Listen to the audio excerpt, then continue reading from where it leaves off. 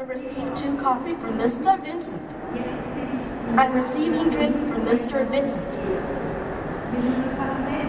Okay.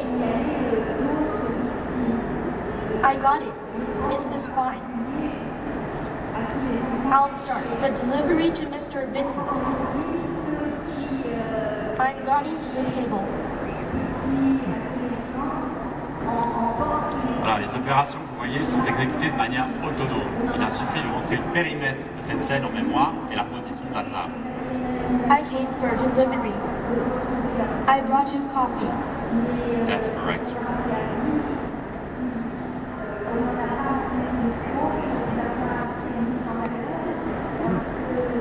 Merci, quasiment.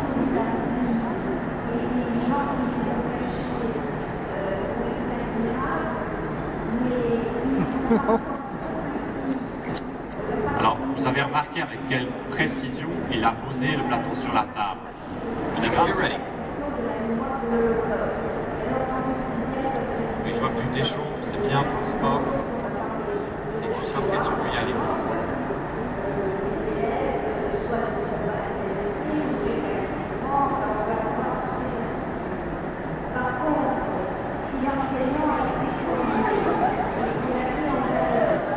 Bravo, Adimo. Bon, je voudrais vous montrer qu'il peut aussi courir en cercle, ce qui signifie qu'il est capable de compenser la force centrifuge en se penchant légèrement vers l'intérieur de la cour. Alors bon, quand il court, c'est un tout petit peu plus lent, 3 km/h ici.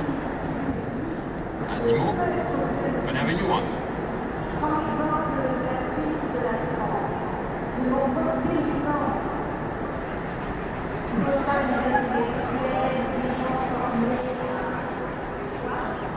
Well done. Bon, il agit de manière autonome pour garder son équilibre.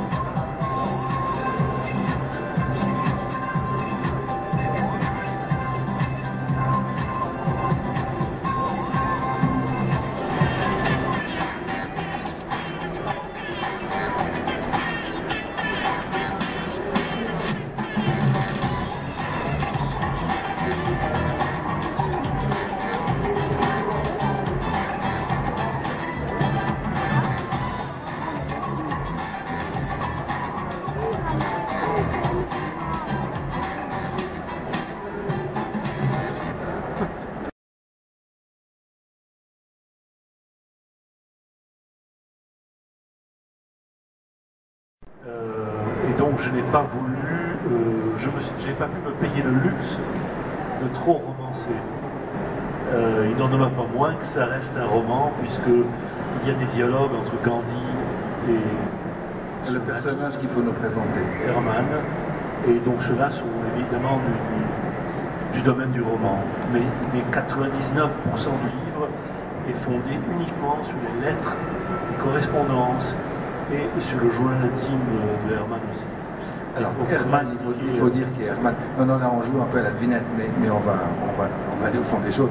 Herman Kallenbach, un architecte allemand d'origine russe, juif russe, allemand, mais allemand de nationalité, et installé en Afrique du Sud, que rien ne prédestine à première vue à devenir un intime de Gandhi. Oui, bon, il faut expliquer aux personnes qui sont là le début de l'histoire. Herman, Gandhi a 23 ans lorsqu'il débarque en Afrique du Sud, parce qu'il n'a pas trouvé de travail en Inde. Il est diplômé avocat frais et moulu de Londres, il va à Bombay, il tourne en rond, il ne trouve pas de travail. Et grâce à un ami de son frère, on lui propose d'aller faire le greffier ou le traducteur en Afrique du Sud. Et comme il n'a pas le choix et qu'il a déjà une femme et 2 enfants, parce que Gandhi s'est marié à 13 ans, il accepte ce boulot sans enthousiasme et il s'en va pour l'Afrique du Sud. Et là, il prend un train pour aller à Johannesburg c'est pour expliquer le titre du livre, La nuit de Marisburg. Et dans ce train, il faut dire que M. Gandhi, à l'époque, ne voyageait qu'en première, adorait les costumes 3 pièces, effectivement, il aimait le luxe. Et dans ce train monte un voyageur blanc qui s'étonne de sa présence et lui dit de foutre le camp carrément.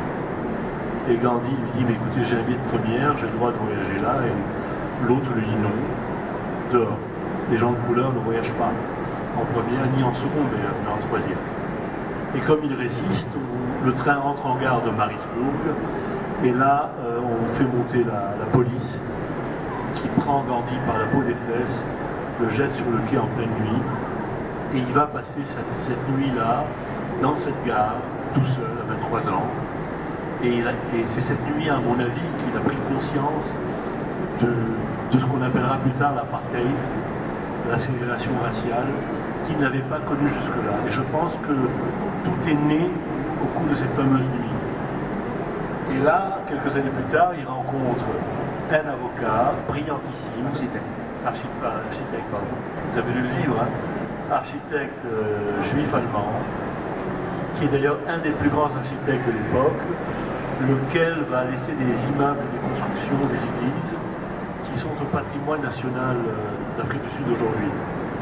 Et entre Gandhi et cet architecte va se nouer, d'aucuns appelleront ça une amitié passionnelle, une relation homosexuelle. En fait, à mon humble avis, il s'agit d'une véritable passion fondée sur de l'amour pur. Mais vous savez, entre l'amour et l'amitié, la ligne est ténue. Et ces deux hommes vont vivre ensemble. Gandhi va quitter sa femme et ses enfants pour vivre avec Hermann Kallenbach pendant 2-3 ans. Ils ne vont pas se quitter pendant tout le séjour de Gandhi en Afrique du Sud jusqu'en 1914. Ils vont partir ensemble en Inde, mais Hermann va être arrêté à Londres, le bateau fait escale à Londres, parce qu'il est allemand et que nous sommes en 14 et que la guerre est à la veille d'éclater. Et les deux hommes vont être séparés à ce moment-là. Donc c'est un peu ce livre terrifiante. Elle obligeait les Indiens, pourtant citoyens, normaux, entre guillemets, à aller s'enregistrer dans des bureaux, donner leurs empreintes digitales. Et ils ne pouvaient pas se déplacer sans une sorte de permis de circuler.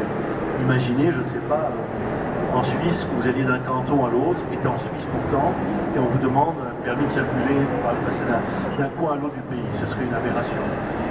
Et donc voilà, ceux qui ne s'enregistraient pas et ceux qui ne suivaient pas cette loi étaient carrément menacés de prison ou même être expulsés d'Afrique du Sud. Et donc, on a appelé ça the Black Act, la loi noire. Et Gandhi s'est tout de suite soulevé contre cette fameuse loi. Et au cours d'une soirée, il va réunir dans un théâtre qui s'appelait le Théâtre Impérial environ 2000 personnes, 3000, on ne sait pas exactement. Et cet homme qui était incapable de parler en public, il faut le savoir que quand il était à Londres, même un discours entre amis, il était incapable de le prononcer. Il écrivait ses discours et c'était quelqu'un d'autre qui les lisait. Pour un avocat, avouons que c'est un gros handicap. Et pourtant, ce soir-là, miracle, il va monter sur cette scène et il va parler à la foule, sans hésitation et sans bafouiller. Et là, il devient le futur Mahatma. Il arrive à surmonter sa timidité, il surmonte sa peur et il s'exprime en public. Et il va faire que ça durant toute sa vie. Alors on sent dans votre livre le plaisir du romancier à faire revivre ces épisodes flamboyants ou tragiques, parce que vous les racontez comme si vous y étiez. Et c'est un des grands plaisirs de ce livre qui est à la fois extrêmement documenté et puis on a envie de tourner les pages, on veut savoir la suite. Même si on connaît la suite, on a envie de la découvrir. C'est assez fort. Il y a une chose qui m'a beaucoup frappé, c'est la loyauté de Gandhi vis-à-vis de l'Angleterre jusqu'à 1914, jusqu'à son départ pour l'Inde. Il défend l'Angleterre, il est très respectueux des autorités, il a toujours recours aux autorités pour essayer d'infléchir le destin. À quel moment alors ça s'est tourné complètement en arrivant en Inde ou ça bascule en Inde. Mais jusqu'à son arrivée en Inde, Gandhi était infiniment admiratif de l'Empire britannique. Il estimait qu'ils étaient dans le droit chemin, qu'ils étaient disciplinés, qu'ils savaient travailler, qu'ils avaient une hygiène de vie qui était largement plus belle, plus saine que celle de ses confrères indiens. Un clip et puis un reportage et c'était vraiment une bonne expérience. En tout cas, nous, on vous félicite. Je vous propose d'aller montrer votre délire d'or à vos camarades. Je suis sûre qu'ils meurent d'envie de le voir de plus près. À moins que vous aimeriez rajouter quelque chose. Oui, on aimerait remercier Monsieur Bussard, notre prof.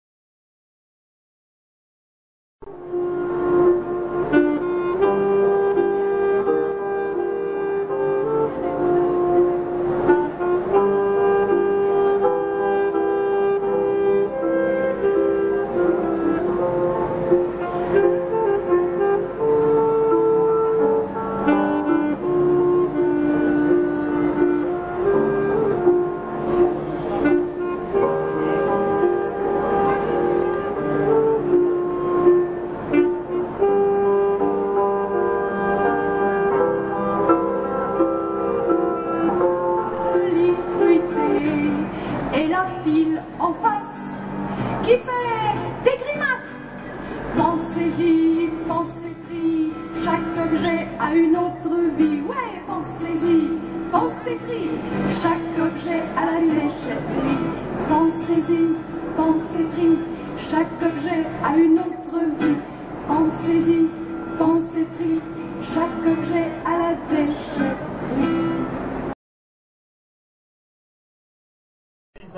We make it at restaurant is a miso paste. We make it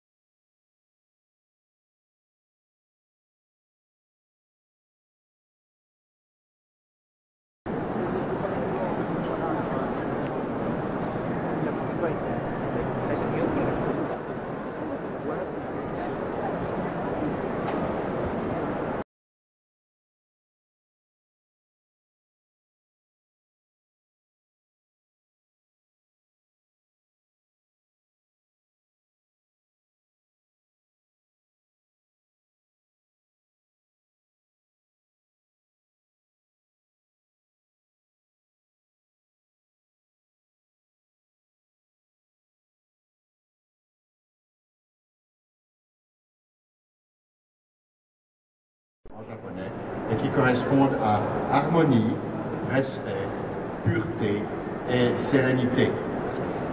Ces quatre grands principes qui sont essentiels pour les gens qui pratiquent le thé, mais qui apportent probablement beaucoup de choses à tout un chacun.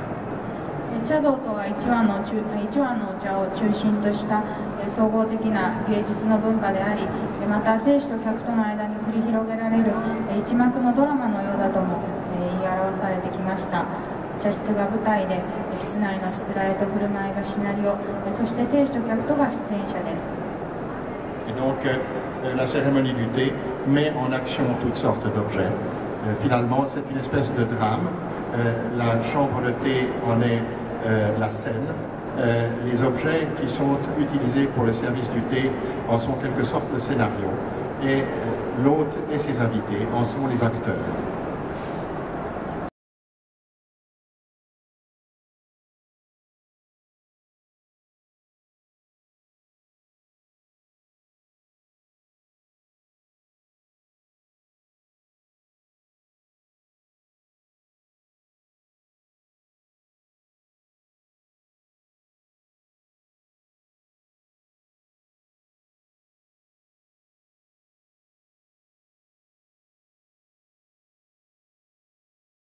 まず亭主はこれから茶を立てるために必要な道具類を水屋から運び出します。